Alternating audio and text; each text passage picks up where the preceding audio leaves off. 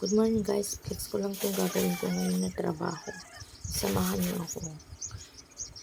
Dahil lagi nasisira yung grout na nakalagay dito sa may tiles namin. Naisipan ko na alisin na lang guys lahat. Kasi sira naman na. Ito ngayon, naisip ko na palitan ng simento. Isesemento ko na lang siya guys kaysa grout. Kasi 2 beses na akong nakapalit ng grout. Laging nababakbak.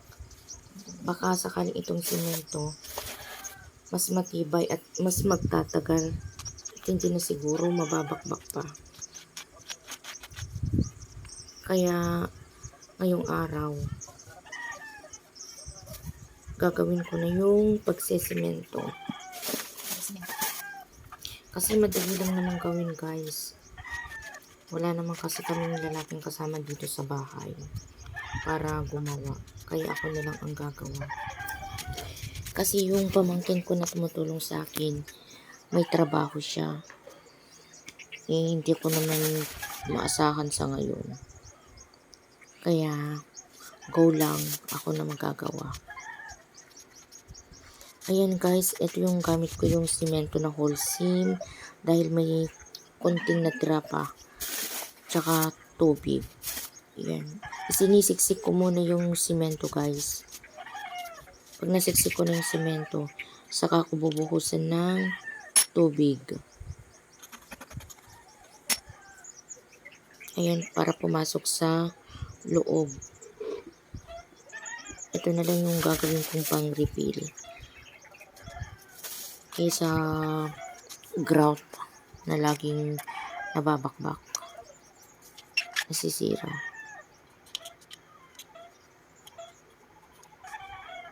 Ayan, sinisiksik ko mabuti yung simento guys. Para hindi rin siya madaling masira.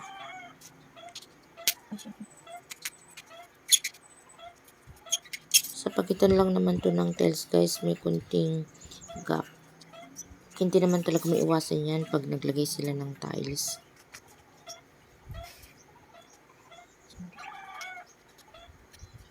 Sana mas effective to kaysa grout.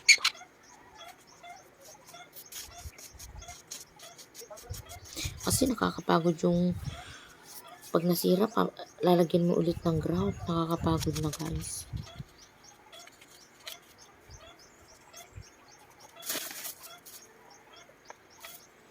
Kaya ito yung naisip kong paraan. Simento.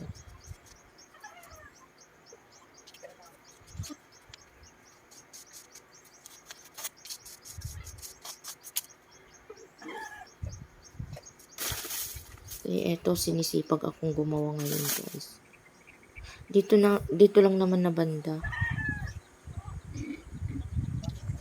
Ayan. Nakakapagod pero kailangan magtrabaho. Ayan, malapit ang matapos. Pinupunasan ko guys yung mga gilid-gilid para matanggal yung excess na simento. Para maganda pa rin tignan. Para magpantay sila lahat. Kasi pangit din tignan pag nagkaroon ng excess na simento guys. Kailangan pantay pa rin. Para maganda yung pagkakagawa.